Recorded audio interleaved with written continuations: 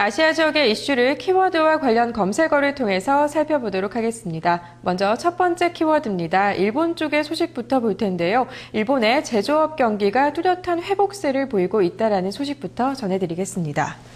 네, 일본이 최근 경기 회복이 뚜렷한데요. 그중에서도 제조업 분야가 회복세를 뚜렷하게 보이고 있다는 소식입니다.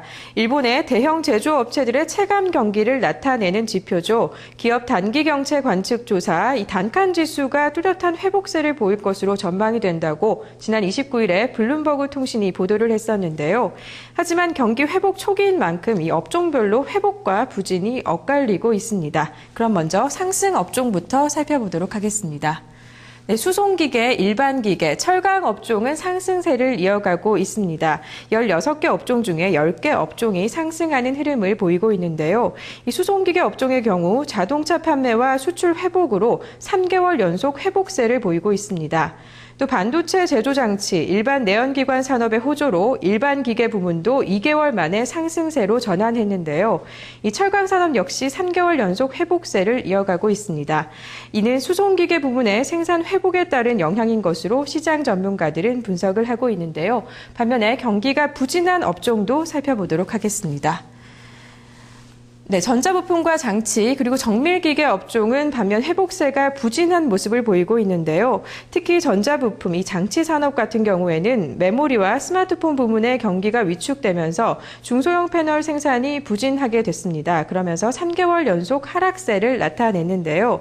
이 한편 재고를 살펴보면요, 이 전자부품과 장치 산업의 재고율이 늘고 있습니다. 앞으로도 재고 진행이 더 진행될 것이다라는 우려가 나오고 있는데요.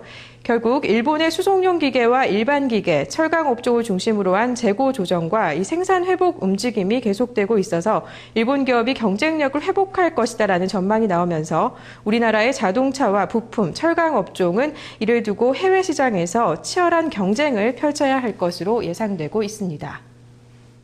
지금 두 번째 키워드 살펴보도록 하겠습니다. 네, 중국발 이슈를 살펴보도록 할 텐데요. 한중일 FTA 1차 협상이 종료가 됐습니다. 관련 소식부터 체크해 보겠습니다.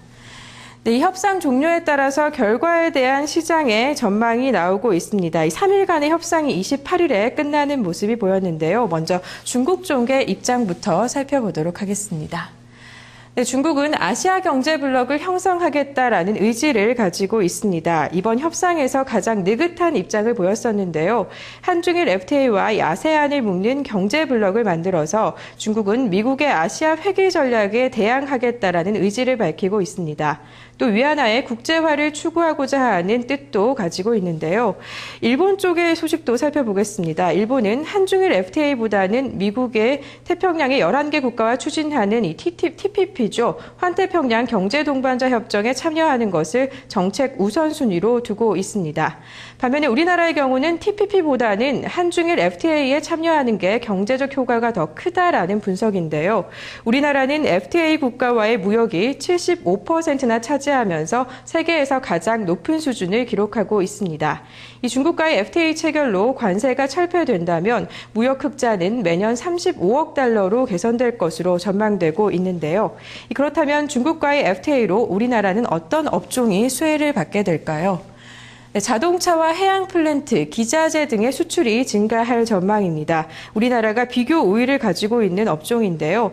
이 반면에 취약 업종의 피해도 발생될 것으로 보입니다. 이 섬유나 생활용품 등 저가, 저부가 가치 영역에서 수입이 증가하면서 이 관련 중소기업의 피해가 예상되는데요.